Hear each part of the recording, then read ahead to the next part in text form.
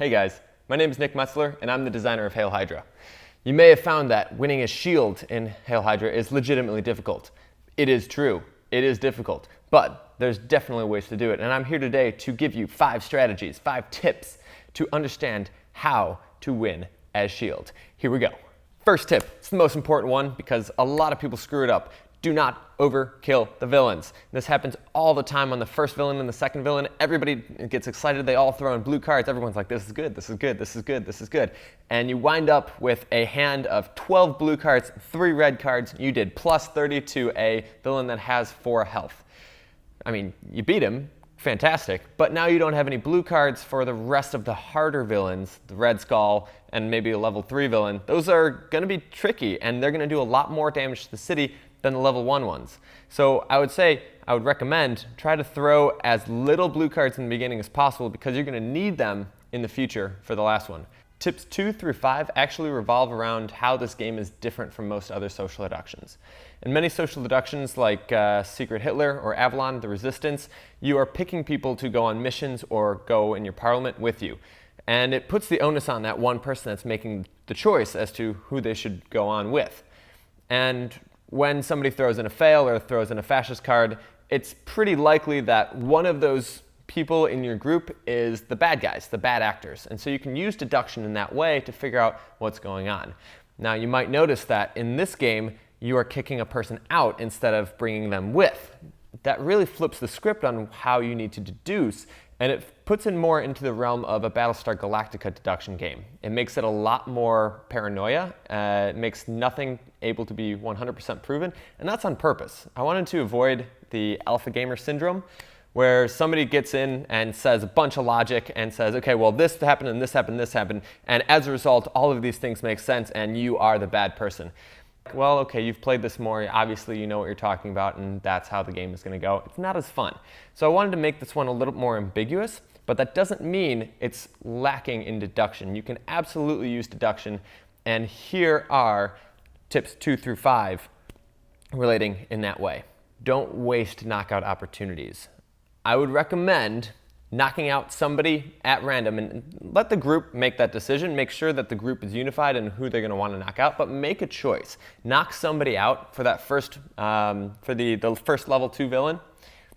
The reason you want to do this is once that person is knocked out, you're going to get 2 big pieces of information. Every single offensive, they're going to give away 1 or 2 cards per offensive, and they're going to do that every single time. If they give it to you, fantastic. You'll now know what they gave you, and you'll be able to see if it was red or blue. It's likely that you are going to get a blue card, or they are going to give away a blue card, regardless of if they're S.H.I.E.L.D. or Hydra, because they want to earn your trust and loyalty. That's great. You can also watch who they're giving it to. If they keep giving it to one person, they might be in cahoots. Or that might be just a false flag. Just keep watching that. The second big piece of information that you're going to get when you knock somebody out is you're going to see how the team's attack changes. If there's less red cards in the mix, it's probably likely that they were a Hydra. If there's less blue cards, it's probably likely that they were a S.H.I.E.L.D.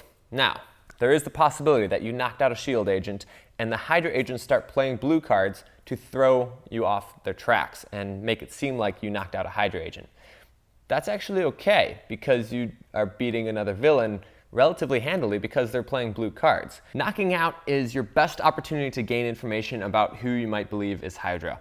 Tip number 3, you're going to want to use the 2 level 2 villains to try and suss out who might be Hydra. Just throw a vote at somebody. Just knock somebody out for those rounds to get information. You don't want to keep throwing away your vote. If you keep going into the missions with the full team, you're not going to get any new information. You're going to want to change it up. So I would recommend knocking out different people for the 2 level 2 villains. Once you get to the level 3 villain, you're going to want to knock out at least 1 Hydra agent that you believe is Hydra, and then hopefully you have a second one. If you don't, knock out somebody else random, just to see what it would be like without that person, and just to see who they would be giving cards to or what cards they'd be giving, stuff like that. By the time you get to Red Skull, though, you should probably have a good sense about who is Hydra. If you don't at that point, you're in trouble. If a Hydra agent gets into the Red Skull mission, they're going to be able to do a lot of damage to you, and you might be in a bad state and might lose. Tip number 4, if you are S.H.I.E.L.D. and you have the unfortunate reality of getting knocked out by the team, no one trusts you and everyone's like, that person's Hydra, and you're like, no guys, I'm S.H.I.E.L.D., no! it's not all lost. It's actually, you can get out of this. You can use the cards and the opportunities that you have at your disposal when you're knocked out to regain the team's trust. You're going to try to give away the highest blue card that you have to somebody, anybody, make it a different person every single offensive. The reason you're doing this is you're testing them, you're testing their loyalty, and you're proving to them that saying, hey, look, I've got a blue card, I'm giving it to you. And by the way, tell them this is good. You can do that when you're passing. Now, this is key. Remember the text on the card. On the bottom of every single card, there's a little text bubble. Some of them say like maximum damage. One of them says unnecessary cool move, which is my personal favorite. But you're going to want to remember the text on it. The reason is you'll be able to see if they played that card when they all get revealed. Now, we couldn't do something that obvious. So we actually doubled all the texts on all the cards. So there's 40 individual texts and there's 80 cards in the deck. So each one has a double. So you don't know absolutely for sure if they actually played that card, but you can be pretty sure. And so use that information to your advantage. Did they play that card? Did they not play the card? If you don't see your card in there, it might be because they're Hydra and they didn't want to play the blue card that you passed them. Tip number 5, use your special abilities. If you don't use your special abilities, you're probably going to lose. The reason is the deck, the attack card deck, is actually weighted in Hydra's favor. If you add up all 80 cards, you get a total of -25. The reason it's weighted in Hydra's favor is because there are more players as S.H.I.E.L.D. Just in general, there's more players that are trying to play blue cards. It needs to be weighted in Hydra's direction.